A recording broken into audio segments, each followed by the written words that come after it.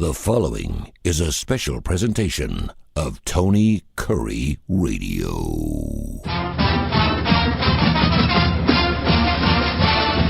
Hey, there he is here on the Tony Kurre Radio Network. We are talking our YouTube channel. That is Mark Ingram, the UAB Athletic Director, and that's why it's called the UAB Athletic Director's Chair. He joins us every single week right here on Tony Kurre Radio. You can hear this show at least 5 times a week on the TKR app. Wherever you get your podcasts, we're available on every major industry and right here on our YouTube channel. Mark, how you doing, brother? What's going on? Man, I'm great. Little bit of a big ball game this Saturday night, would you say, between the hedges there in Athens? Yeah, they're a decent team. We're looking forward to the opportunity. Yeah. What I couldn't help but look at the line. I know it's 41.5. Vegas kind of knows something. But what a great opportunity. Who's favored? Yeah. Yeah. I may put a 6-point tease on that line just to get it at 47 because I do think they'll get inside the number. And I know that Trent's talked to his team and he always talks about what a great opportunity to get on a stage in front of the number.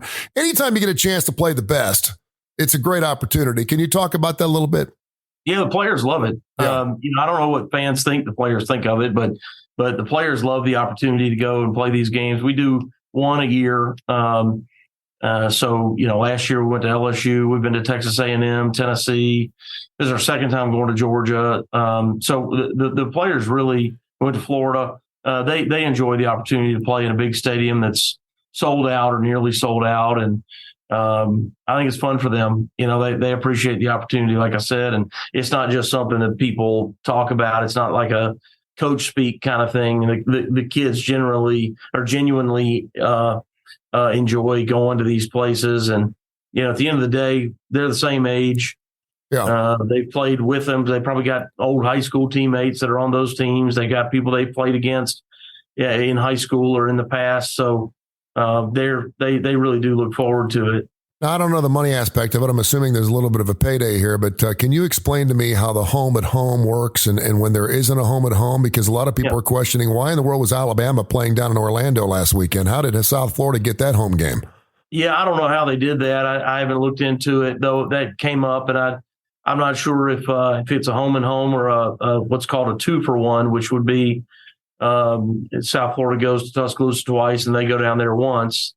But South Florida plays where the Buccaneers play in Tampa, so they don't have an on-campus stadium. They have a big place. So, if I was Alabama, certainly considering going down there because of the attraction of being able to play in another like stadium for a lot of their fans in an area where they probably recruit heavily, meaning just the state of Florida. There's value in that. When I worked at Temple, we were able to do that with both Penn State and Notre Dame to get them to come to our place because Temple plays where the Eagles play. Yeah. But it's hard to do now. It's not something they've been able to replicate either. So we were able to get that done, but it's not like you can do that. Not everybody sees that value the same. Some do, but it's harder than it sounds. But in these cases, so we're going to go play at Georgia. They're going to pay us to be there. It's called a guarantee game, meaning they guarantee us they will pay us this amount. They're not coming back to Birmingham. So it's a one-time game. When you play home and home series like we are doing currently with Louisiana Lafayette, and we've already played both games with Georgia Southern. So Georgia Southern came here last year. We go down there. There's no financial exchange. Yeah. The exchange is home and home. We play there, you play here. And the only conversation becomes, where does that series start? And you just, it's when you're negotiating the deal with the other department, say, hey, look, we need a home game in that year. Can you start here? We know you're available. Yeah. We have a software package that pretty much everybody uses now called Gridiron. And I mean, that has been a lifesaver for everybody. We used to just get on the phone and start calling. Every single school that we could get, do you need a game? Do you need a game? Until you find somebody that needs a game.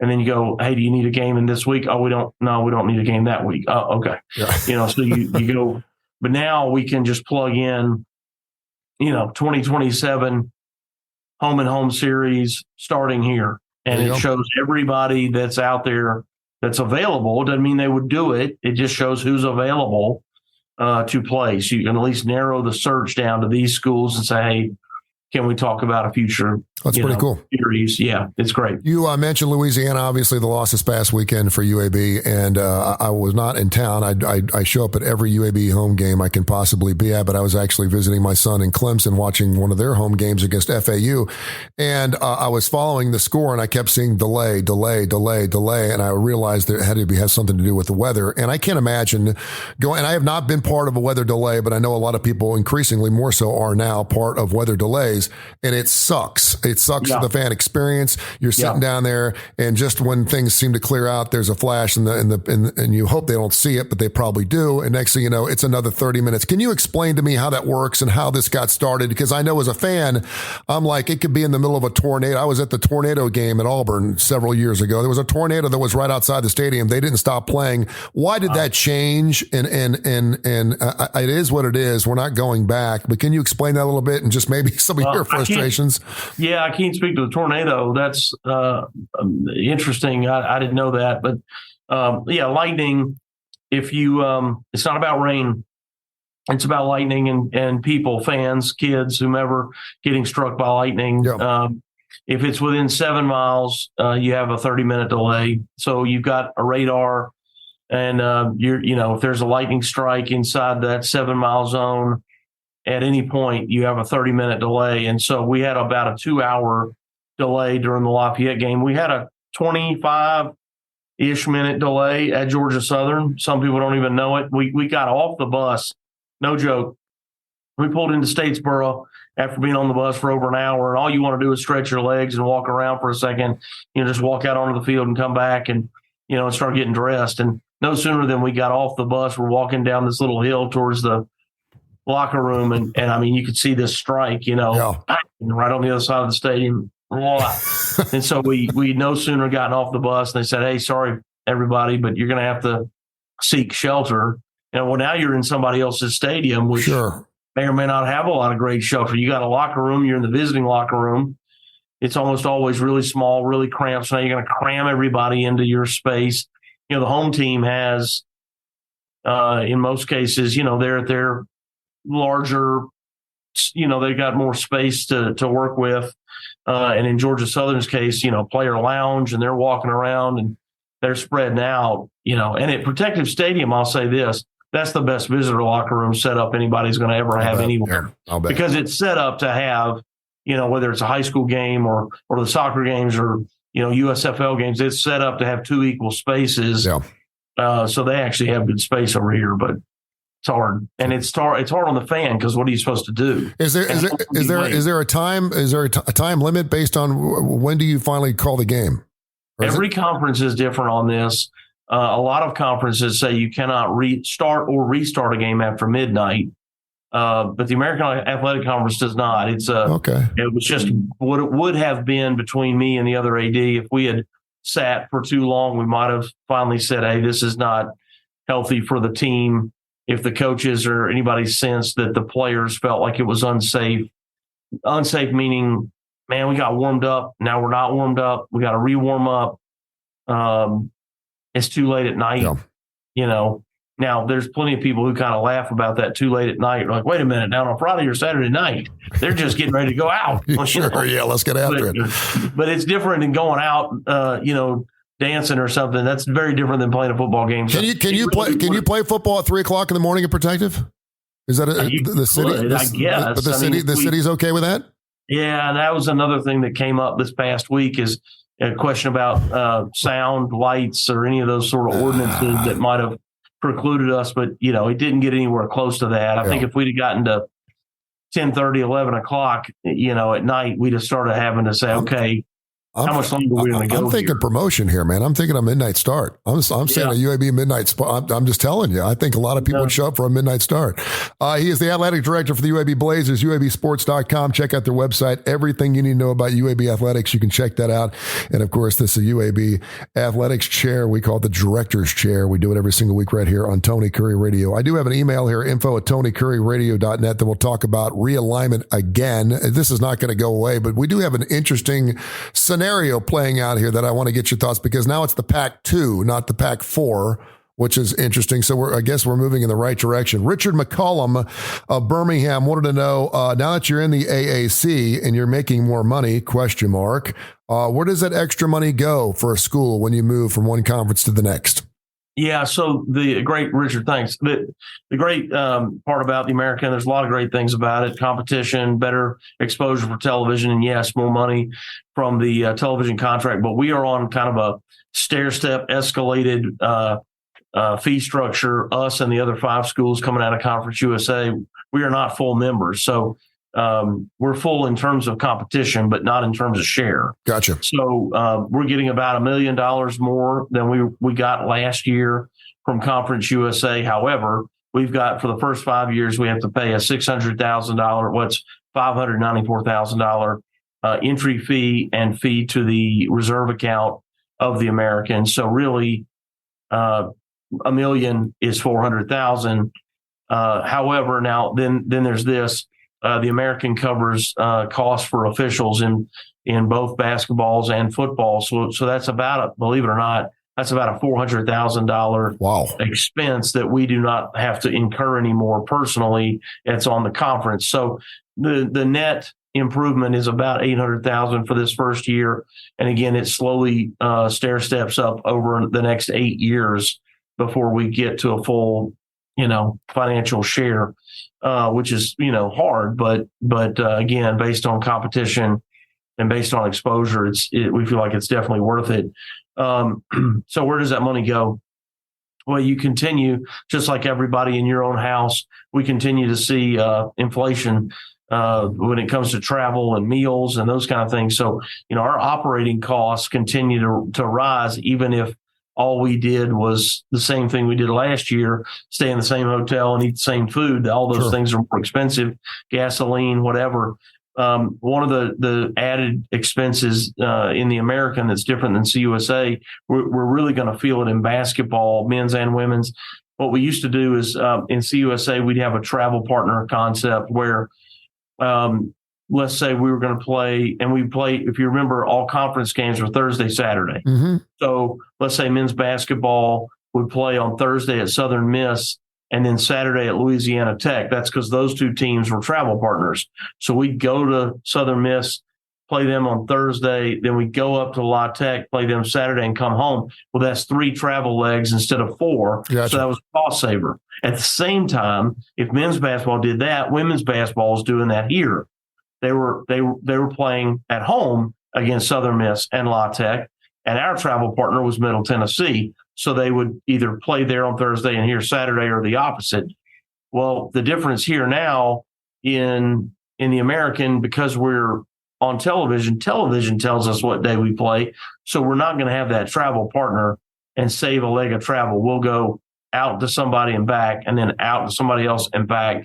So we've got more travel legs in both men's and women's basketball than we had before. So, trying to keep our coaches and their staffs of the programs that are performing well, trying to continue to increase their compensation to keep them, and which we get a lot of positive feedback. We just extended Coach Kennedy, so we congratulations on that. Thank you. Awesome. We get a lot of people say good things about it, but you're trying to use those revenues for those things where you can, and again, really just pay the bills and keep the lights on until the money really starts to be something that's kind of a more programmatical change in terms of size. So when are you fully vested in the new conference? Yeah, it's another 8 years. It's 8 years? Yeah, it's a long, long runway. So, wow. Yeah, it's tough. That is. But again, we're the same as the other 5 members coming in. So we did not have an opportunity to negotiate at all. Is there a reason why it's 8 years? Is that normal? Well, yeah, that would be a question for the existing members. Wow, that's a long time. We're joining, but at least the 6 of us are all the same. Yeah. It wasn't like San Antonio maybe negotiated a better deal than UAB, and UAB had a better deal than Florida Atlantic. Yeah. We're all the same. A question we've been talking about, and we get all kinds of emails and questions about, of course, realignment. And we talked about now the Pac-2. Yep. Boise State Athletic Director Michael Walsh just had a very interesting idea and put it on paper. He actually did it earlier. He's not the AD. He's not the AD. Okay, that's what it said. Boise State AD Mike Walsh. It's not Mike Walsh? No. Who is Michael Walsh then? Jeremiah Dickey. Okay. Anyway, well, then it was misquoted in the article, and my apologies. Anyway, whoever Michael Walsh is has created an idea to take 24 teams in college football and build out in 3 different tiers and base it on promotion and relegation like they do in soccer. Now, in case you don't know how it works in some United leagues in soccer, the better you play, you get promoted from one tier to the next, and based on that tier, then perhaps you be part of the college football playoff, or perhaps you make more money from television revenue, or maybe you get into another conference. I'm not sure how this works. It is a really interesting idea, and interesting enough that when I read it, I thought, well, I mean, nuts and bolts. I mean, we have to do something here because we're looking for a place for these 2 teams. There's also been talk about the Mountain West or maybe the MAC or some other conference teaming up with the Pac-12. I don't know, but geographically, it does not work because they're so far out in the West Coast. What are your thoughts on a relegation and promotion type of platform for college football, or do you have a thought on it? Well, I think it's really interesting. I'd love to know from the soccer leagues, what happens when you get relegated? Like, how does the fan base respond in terms of attendance and ticket sales and that kind of thing? Because I would think that would be incredibly difficult. Look, they're doing it, right? So it's curious, do the salaries of the players change because they and I think this is based off too. Let's be honest. Washington State has made a bowl game 7 of the last 8 years. One of the years they didn't do it was a COVID year, and you had Oregon State, the Beavers, who just won 10 games last year, and they're 15th in the country right now. You got a team that's a top 15 team. They need to be somewhere. They should be somewhere, and I think that's where they're looking at that relegation, that promotion type of thing. Go ahead, continue. I mean, I hear you. Sadly, I think what's happened now is about television markets and how many eyeballs can you bring to it. Before television was as popular as it now is, if you wanted to see teams play, if you wanted to see Washington State play at Stanford, you used to have to go to that game. Yeah. If you were a Cal fan, you wanted to watch them play at Oregon State, you had to get in the car and go to that game. Now it's all about television. You can see it on TV. Every game's televised. You don't have to go. So geography doesn't matter for the fan as much as it used to. So I think that's, kind of a sad part of the realignment situation is rivalries and fan travel or less. Can you just talk about, as an athletic director, because you just went through this whole 3-leg, 4-leg thing, and I almost got lost a little bit, and you're talking about traveling, and I realize that's part of your budget and everything. But to take a team from the West Coast and put them in the Big Ten or put them in the Big East or whatever, is it really that big of a deal? Or, I mean, we're talking how many different trips, maybe 1 or 2 trips a year, an extra 2,000 or 3,000 miles. I mean, I'm just speaking from a fan standpoint. I know a lot of people are like, well, that's not the Southeastern Conference. Missouri's not in the Southeastern Conference. Well, it works. So, and just to incorporate a team so 2 teams don't get screwed on this deal, is it that big of a deal for Washington State to be in the AAC? Yeah, what we looked at, think about this. It's not about football. And so the problem is the decision gets made based on football, and football's impacted the least. Exactly. Football always travels on a charter jet because they have to. Yeah. You can't take 140 people on a commercial flight, right? So you have to charter your plane. So you're flying direct, no nonstop, on your football trip. So, it might be a longer trip, but it's a simpler trip. When your volleyball team is going to go from, let's call it Birmingham to Pullman, Washington, it's a full day. Yeah. It's a full day of travel. It's a long way. It's a lot of travel. It's 1, maybe even 2 stops to get there, which is hard. And then same thing coming back. I mean, so you're talking about several days to go up there and play a volleyball game. You're talking about missed class time. You're talking about, just the exhaustion of that kind of travel. Look at anybody that travels much knows it's tiring to do it. And so it was less about football and more about every other sport. Yeah, but the decision was being made on football. That makes sense. That makes sense. Very, very good. All right. One final question. How about this, Tony? Think about this. If you're a baseball team and you're going to play a weekend series, Friday, Saturday, Sunday, you're talking about a full day out there. No, you're right. No, it makes sense. It makes sense. Full day back. It's a 5 to 6 day trip. Yeah. Yeah, that makes sense. And even if you have to do it once, it's probably too much. Well, at some point, you're supposed to go to class. All right. You like Steely Dan? I like Steely Dan. Yeah. You like the Eagles? Oh yeah. On this new Eagles tour they're doing, and they're continuing to add dates. They said they're going to keep playing as long as people keep coming out to see them play. They're going to keep playing. So they may pull a Kiss thing here. It may go on for like another 60 years, right? Yeah. So Steely Dan is opening up for the Eagles, two of my favorite bands. I can't imagine, because I would pay $500 to see Steely Dan, and I'm getting two monster bands. It's a super group concert. I want you to tell me two super group shows that would be the perfect night of entertainment for Mark Ingram. Give me two of your favorite bands that could play on the same stage on the same night that would make up for the most incredible night of classic rock music for Mark Ingram.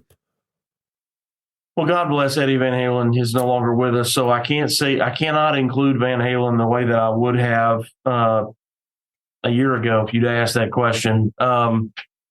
If Motley Crue was involved in this, if probably Kiss, Guns N' Roses, these are going to be, these are all involved. Kiss and Guns N' Roses, would that be your perfect night? It'd be pretty good. Love Guns N' Roses. And I tell you who else is great. They're great live. And I know not everybody loves their music because maybe they think they're too heavy. I love Metallica. Oh, yeah. And watching them play live is great. So any of these, a blend of these shows would be a fun night for me. So you're going to love this Power Trip show coming up here out in Indio, California. Coming up. This is the thing you're trying to see with AC/DC, right? Dude, it's on the 6th, 7th, and 8th. You got Guns N' Roses and Iron Maiden on Friday night. You got AC/DC and Judas Priest on Saturday night. And you got Metallica and Tool on Sunday night. And it's one ticket you get in. It's $600 and you get in. But I think they've sold like 400,000 tickets, it sounds. And again, there's not a hotel within thousands of miles of the venue. So you get there, you just got to figure it out. And a lot of people obviously just want to go for one night. Good luck. They're camping out. It's going to be a mess anyway. All right, great answer.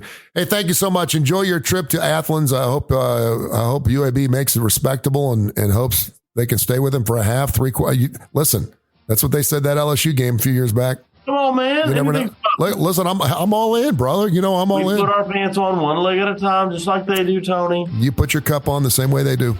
We the field is the same size here. The rim, you'll notice, is the same height as the one we have at Hickory. You don't need to preach at my choir. I hear you, brother. Hey, safe travels, man. We'll talk to you next week. All right, man. See you. This has been a special presentation of Tony Curry Radio.